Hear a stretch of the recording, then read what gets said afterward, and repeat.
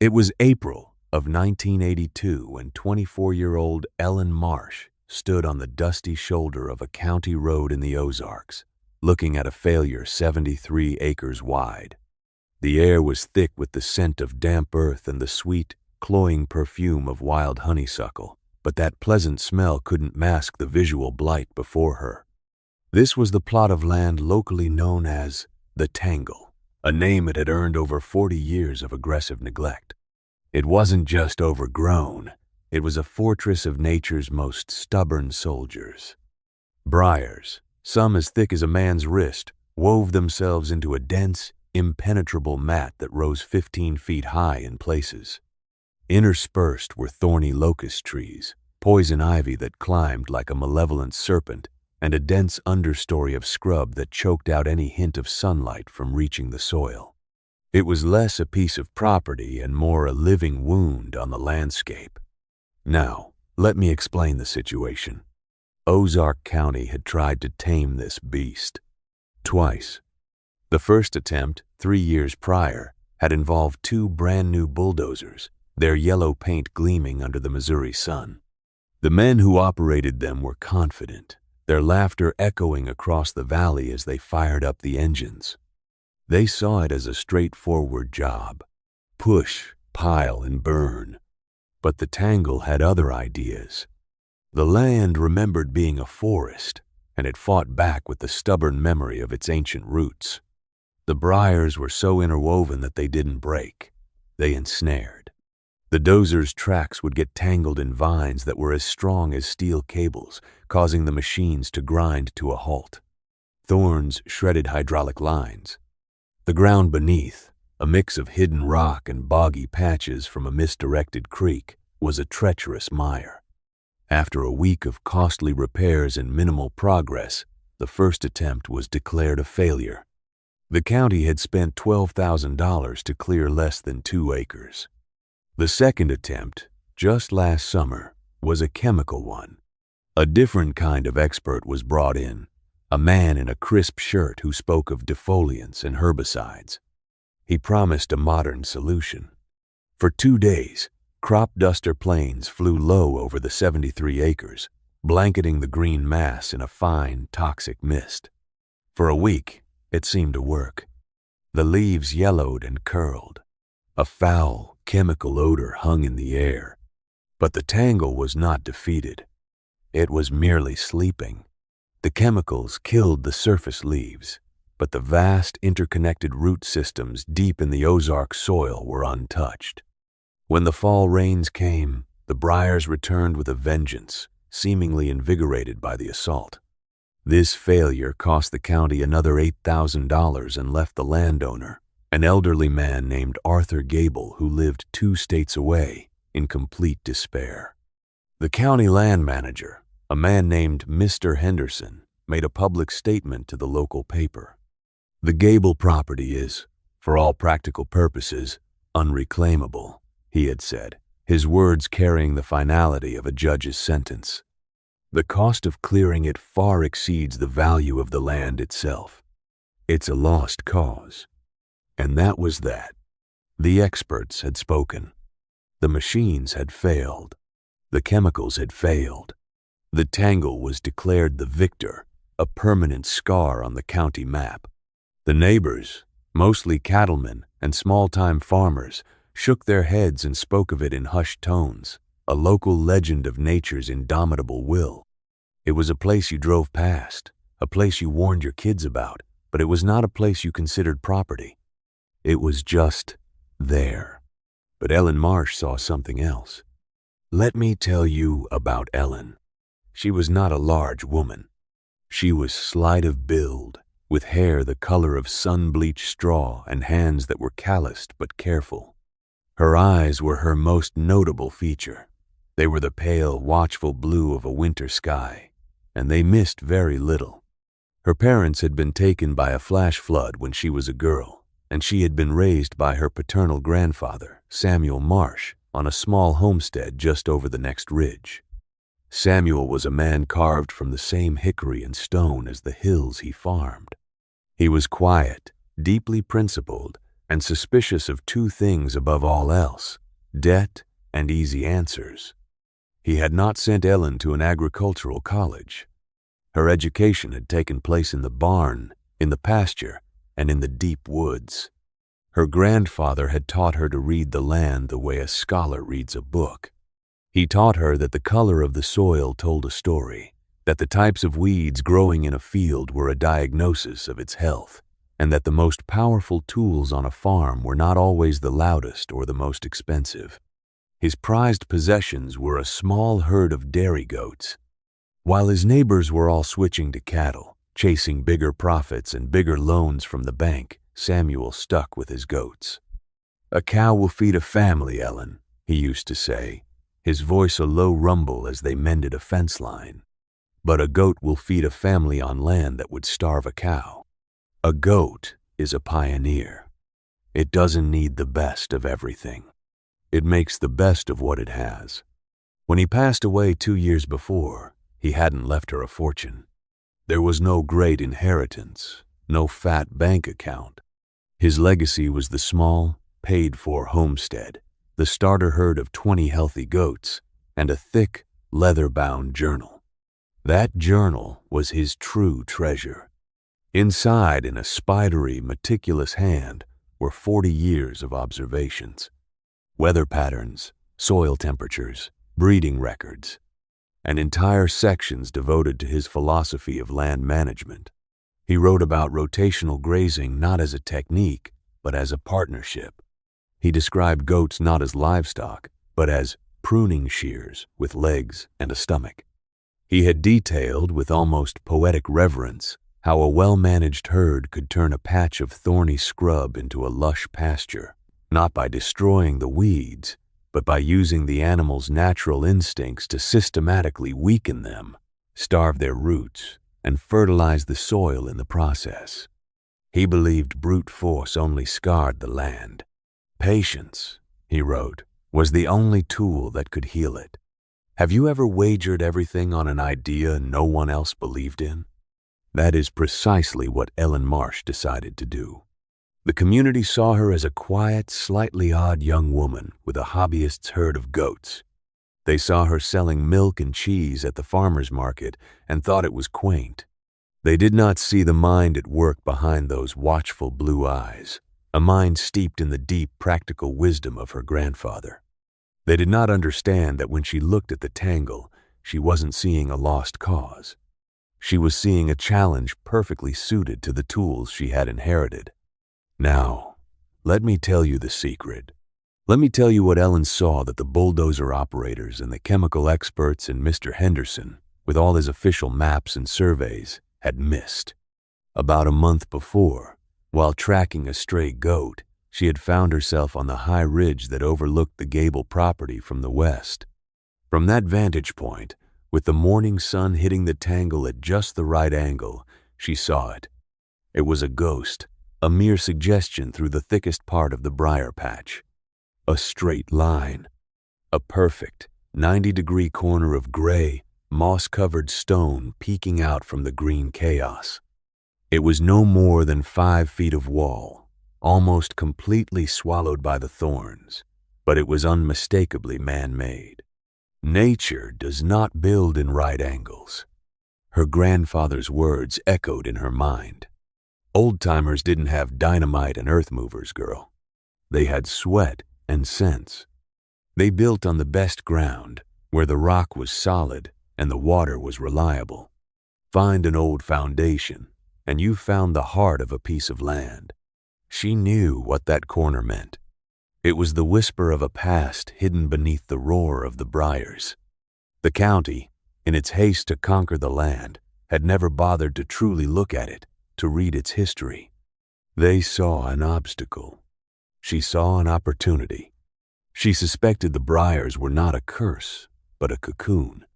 The next day, she put on her best dress, a simple calico print, and drove her grandfather's old pickup truck into town. She didn't go to the county office. She didn't go to the bank. She went to the public library. She spent the afternoon poring over dusty plat maps and county histories from the late 1800s. And there it was, on a map dated 1888. A small hand-drawn square on the property now owned by Arthur Gable, right next to the creek. Labeled in faded ink were 2 words, Marsh Mill. The name sent a jolt through her. It was a coincidence, surely, but it felt like a sign, a nudge from the past. The record showed it had been a grist mill, a vital center of the community, but it had ceased operations around 1910 and was simply listed as abandoned by the 1930s. Then, the Great Depression, the war, and decades of neglect had allowed the Tangle to swallow it whole, erasing it from memory. Armed with this knowledge, she took the biggest risk of her life.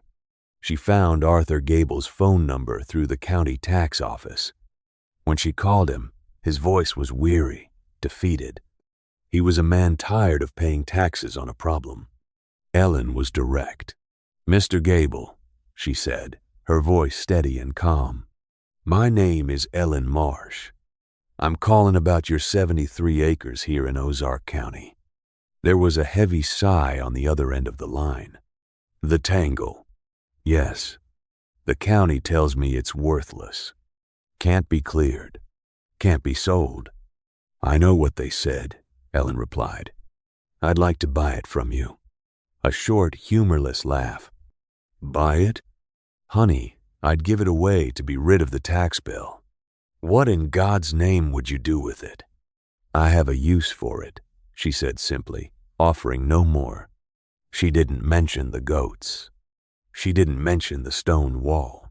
She didn't mention the mill. That was her secret, her grandfather's wisdom whispering in her ear. Never show your whole hand. She made him an offer. It was insultingly low. It was the exact amount of the back taxes he owed plus $100 for his trouble. It was barely more than nothing. For a piece of land that everyone, from the county manager to the local gossips, had declared utterly worthless. There was a long silence on the phone. Ellen could hear him thinking, weighing the choice between a pittance in hand and a lifetime of tax bills on a property he'd never see. "Sold," he finally said, the word a gust of pure relief. The subsequent 2 years were a masterclass in patience. Ellen began the work, not with a roar, but with the quiet clipping of fence posts and the stringing of electric wire. She divided the 73 acres into 1-acre paddocks. The first day she led her herd of 20 goats to the edge of the Tangle, they hesitated. The wall of thorns was intimidating, even for them, but their nature, honed by millennia of survival, took over. They found a weak spot and pushed in, their nimble bodies weaving through the thorns, and they began to eat. This was the heart of her grandfather's method. It was a slow war of attrition. The goats would devour the leaves and tender shoots in one paddock for 3 or 4 days, stripping the briars of their ability to photosynthesize. Then, Ellen would move them to the next paddock, letting the first one rest. The briars, desperate to live, would send up new, tender shoots from their deep roots. And after a few weeks, Ellen would bring the goats back to that first paddock. The goats, delighted by this fresh, succulent growth, would devour it again. Eat, rest, regrow, eat again.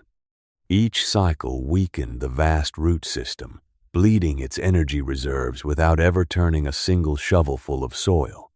The whispers in the community started almost immediately. "Did you see that Marsh girl?" people would say over coffee at the town diner. "Trying to clear the Tangle with a bunch of goats. Poor thing must have lost her mind." Mr. Henderson, the county manager, would occasionally drive his official county vehicle slowly down the road, pausing to look. He never got out. He would just shake his head with a look of pitying condescension and drive on, a silent, "I told you so," hanging in the air. He saw a young woman engaged in a fool's errand, a child playing with farm animals against an enemy that had defeated steel and science. The first year was the hardest. The progress was agonizingly slow. The goats cleared the outer edges, making inroads, but the core of the tangle remained a dark, menacing fortress. Winter came, and with it, a moment of profound doubt for Ellen. One evening in January, with a bitter wind howling and a blanket of snow covering the mangled, half-eaten briars, she stood alone in the cold, her breath pluming in the frigid air. The silence was absolute. Her savings were gone, spent on fencing supplies and winter feed. The land looked even more hopeless under the stark, gray sky. For a terrifying moment, she felt the weight of every skeptic's doubt pressing down on her. Maybe they were right. Maybe she was a fool. She went back to the small farmhouse, her hands numb with cold, and sat at the simple wooden table her grandfather had built. She opened his journal. Her eyes fell on a passage he had written 30 years before, after a long drought. Nature never rushes, yet everything is accomplished. The oak does not despair in winter, for it knows the spring will come. The farmer who demands a harvest tomorrow will only reap disappointment. But the one who tends the soil today, who trusts the process, will be rewarded in season. Patience is not waiting. It is working while you wait. His words were a balm to her frayed spirit. They were a reminder that this was not a quick battle to be won, but a slow healing to be nurtured. She was not fighting the land. She was coaxing it back to health. She closed the book, her resolve hardened like winter earth. She had made a promise to the land and to the memory of her grandfather. She would see it through. When spring arrived, something had shifted. The Tangle's defenses were weaker. The briars that grew back were less vigorous, their thorns less menacing. The goats, now a herd of 30 after a successful kidding season, worked with a practiced efficiency. And then, in the late summer of that second year, it happened. As the goats cleared a particularly dense section near the creek, a patch of ground was revealed that had not seen sunlight in half a century. There, covered in a thin layer of humus and goat manure, was the top of the stone wall she had seen from the ridge. But it was more than that.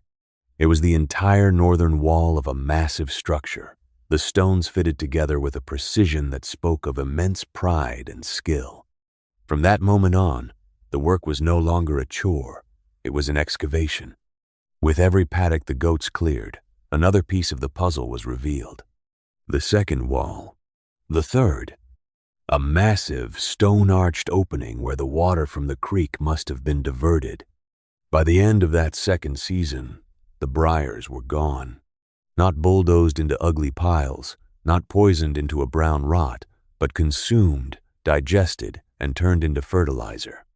The tangle was no more. And where it had stood, revealed as if by a magician's trick, was the Marsh mill. It was a breathtaking sight. A 3-story grist mill, built from massive blocks of local river stone, stood proudly in the center of the 73 acres. Its roof was gone, and the windows were empty holes, but the walls were almost perfectly intact. The briars, which everyone had seen as a destructive force, had in fact been a preservative. Their thorny mesh had protected the stone from the worst of the wind and rain, had prevented vandals from gaining access, and had held the walls in a kind of structural embrace for decades. Lying on its side near the stone archway, half buried in the newly revealed earth, was the enormous iron hub of the water wheel, rusted but solid. The land was not scarred. It was pristine, the soil dark and rich. The goats had done what the machines could not. They had performed surgery, not amputation. News of the discovery traveled fast in a small community. Cars began to slow down on the county road again, but this time the occupants weren't shaking their heads. They were staring, their mouths agape. One of those cars was the official county vehicle. One afternoon, Mr. Henderson pulled over, and this time he got out. He was an older man, his face set in lines of perpetual bureaucratic weariness. He walked slowly, almost hesitantly, across the cleared land, his polished town shoes looking absurd on the rich soil. He circled the entire mill, his eyes tracing the height of the stone walls, his gaze lingering on the massive water wheel hub. Ellen was checking a fence line nearby and watched him, saying nothing. Finally, he approached her. He took off his hat and ran a hand through his thinning gray hair. He looked not at her, but at the towering stone structure behind her. "The deed," he said, his voice quiet, stripped of its usual authority. "The old plat map. It said Marsh Mill. I thought it was just a name for the area." "It was," Ellen said. He looked at her then, his eyes filled with a dawning, humbling understanding. "How did you know?" he asked. It wasn't an accusation. It was a genuine question, the question of a man whose entire book of knowledge had just had its most important chapter proven wrong. "We spent $20,000. We had engineers, experts. We said it was impossible." Ellen leaned against a fence post and looked at her herd of goats, contentedly chewing their cud in a nearby pasture. "You saw 73 acres of briars," she said, her voice even and without a hint of triumph. "I saw a 5-foot section of a stone wall. My grandfather taught me to look for the bones of a place before you worry about the skin." He was silent for a long time. He put his hat back on, a gesture of defeat. "Well, I'll be," he murmured, more to himself than to her. "The county was wrong. I was wrong." He extended a hand. "Congratulations, Miss Marsh. You've done something remarkable." His handshake was firm, the apology and the acknowledgement all there in that one simple gesture. The vindication was sweet, but for Ellen, it was never the goal. The goal was the mill. The next decade of her life was dedicated to its resurrection. She did not go to the bank for a massive restoration loan. That would have been her neighbor's way, Mr. Henderson's way. She followed her grandfather's way. She paid as she went. She expanded her goat herd, her artisanal cheeses becoming famous throughout the region. The profits from the goats funded the restoration of the mill, one stone at a time. She became a student of history, of engineering, of stonemasonry. She spent winters in the library, tracking down original diagrams for mills of that era. She found an old stonemason in the next county who taught her the art of mixing lime mortar. She learned to read the language of the stones, to see how they settled and shifted. The work was slow, methodical, and deeply satisfying. First, she stabilized the walls. Then, year by year, she rebuilt the timber framing for the floors and the roof, using wood harvested selectively from her own land. The biggest challenge was the water wheel and the grinding mechanism. That required expertise she did not possess. But by then, 5 years into the project, she was no longer just the crazy goat girl. She was Ellen Marsh, the woman who had uncovered the past. People were fascinated by her project. When she finally had enough cash saved, she hired a team of specialists from back east who specialized in historical restorations.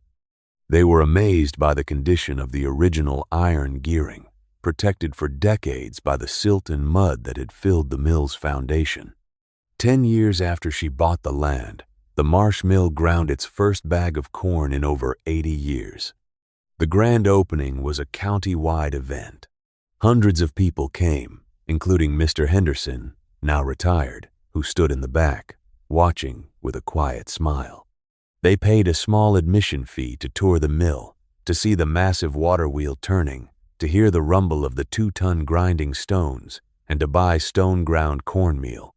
Ellen, now in her mid-30s, stood by the entrance, greeting people, her hands still calloused, her eyes still the watchful blue of a winter sky. "Let me stop and ask you something. What is the value of a piece of land? Is it the price per acre, determined by experts and markets? Or is it the potential that lies sleeping within it, waiting for the right person to come along and listen?" The story does not end there. The Marsh Mill became more than a tourist attraction. It became a landmark, a testament to a different way of thinking. Ellen never married, but she was never alone. She had her goats, her mill, and the land, which was now a mosaic of lush pasture and healthy woodland. She took on apprentices, young people from the area who felt lost, who didn't fit into the conventional world. She didn't teach them how to get rich. She taught them how to work. She taught them how to be patient. She taught them how to read the land. She would often hand them a copy of her grandfather's journal, its pages now soft and worn with use. Decades passed. Ellen grew older, her hair turning the color of silver, her face lined with the maps of a life lived outdoors. The 73 acres that the county had written off became one of the most beautiful and productive plots of land in the region. She owned it all, free and clear of any debt. The land was not just her business, it was her partner. The final moral of the story is this: the world looked at 73 acres and saw an impenetrable problem. The experts brought in their most powerful machines and their most potent poisons to wage a war against it. They believed the answer lay in force, in speed, and in overwhelming power. They failed. A 24-year-old girl looked at the same 73 acres and saw a secret wrapped in a blanket of thorns. She didn't wage a war. She began a conversation. She brought not machines, but life. She understood that the Briars were not the enemy, but merely the symptom of a long neglect. The county spent a fortune and reaped only failure. Ellen Marsh spent almost nothing, and she inherited the past, built a future, and proved that the greatest force on earth is not the roar of a bulldozer, but the patient, persistent nibble of a goat. The land remembered its history, and it gave that history not to those who tried to conquer it, but to the one who had the wisdom to gently peel back its layers.